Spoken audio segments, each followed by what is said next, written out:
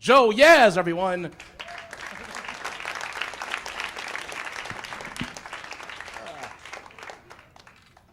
All right, how we doing? Speaking of Hurricane Isaac, how good is bowling alley pizza? Am I right?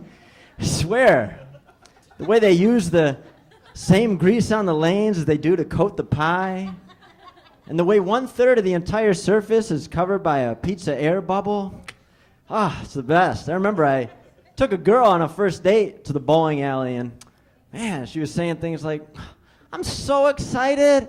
I haven't been bowling in so long." I had to tell her, "Hey, cool your jets, honey. We're just here for dinner." But the rest of the night did not go well. Not very pleasant. There's a lot of complaining and screaming and temper tantrums. I kind of felt like all Dad did during the 1980s when they were at a bowling alley party and there was no automatic scoring at the time. That was pure chaos, was it not? You had kids putting their hands in the ball return, bowling out of order. Sort of makes me wonder, why in the world were we even keeping score anyway? A bunch of 5-year-olds out there were rolling 2 balls at once down the lane. Half the times they wouldn't even reach the pins. Or these scores being submitted to the PBA. It always looked like Dad was one more gutter ball away from just socking a kid and getting hauled off to Jackson State. He always had that one pet phrase, though, that he could calm everything down. It seemed like he was sort of patterned to say it every 20 seconds. His brain would just function.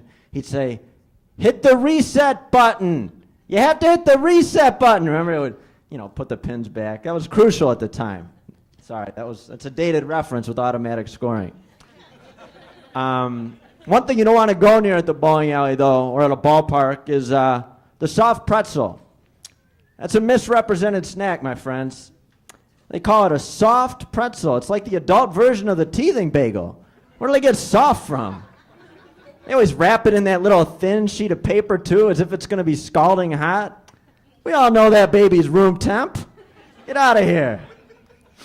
You go to a party, there's a bowl of M&Ms, a bowl of chips, a bowl of nuts. When did we lose touch with reality and decide it would be okay to build a pretzel 17 times the size of a rolled gold mini, huh? Doesn't sound right to me. I don't think you'd walk up to a snack bar and ask for one giant ruffle, would you? That was a good joke. My mic went in and out there. That was one giant ruffle. What I've had enough of, though, the people that ask you to crack their back. "Hey, how about you come by and crack my back?" Yeah, how about I'm totally uncomfortable with that request? How's that, huh?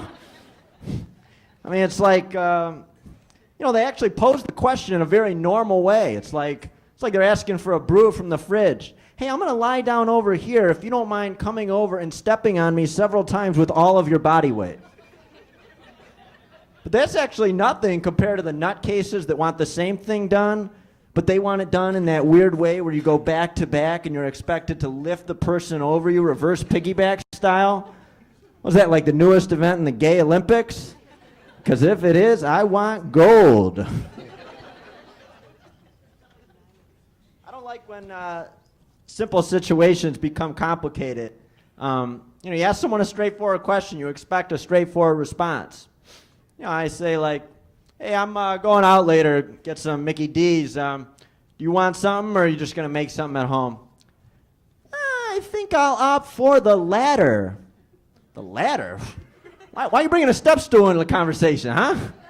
Very simple question. Next time, why don't you just give me a very simple response, huh? Let's see. Sorry about that. Got a little mixed up here. Another simple situation that gets complicated is when you're shopping online.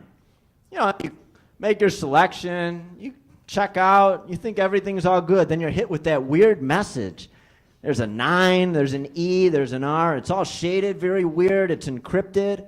I guess it's to prove that you're not a robot. You have to type it back to them. Don't they realize that the only way to crack that code is by actually being a robot? I never wind up getting what I want. But yeah, I mean, there's people make silly choices sometimes in very critical situations. I mean, take my friends, the Berenstain Bears. They decided to name their first child Brother Bear. Brother Bear. What would have happened if the second kid was another boy, huh? Wouldn't that have thrown the family symmetry off a little bit? You got Papa Bear, Mama Bear, Brother Bear, and Jeff? That doesn't sound quite right to me. But I got a high school reunion coming up. That's kind of a big deal. Not really sure I'm that into it, though. I don't think reunions carry the same prestige that they once did, the same importance, Back in the day, you really were unaware kind of what people were up to, where they've been. Nowadays with Facebook, is there anything we don't know about each other? We're literally posting pictures of food now. You have people out there who are thinking to themselves, well, before I eat, this steamed asparagus looks so delightful. I think the whole world should be seeing this. No, we shouldn't. I'm going to have someone come up to me at the reunion and start talking to me about their wedding and wants to introduce me to their wife. I'll have to cut them off right there and say, look, buddy, I already looked at all 253 pictures from your wedding album, okay? Very familiar with the whole situation. Picture number 39, the one where the bride is getting out of the limo at that awkward angle. I may not have met her yet, but trust me, I know her.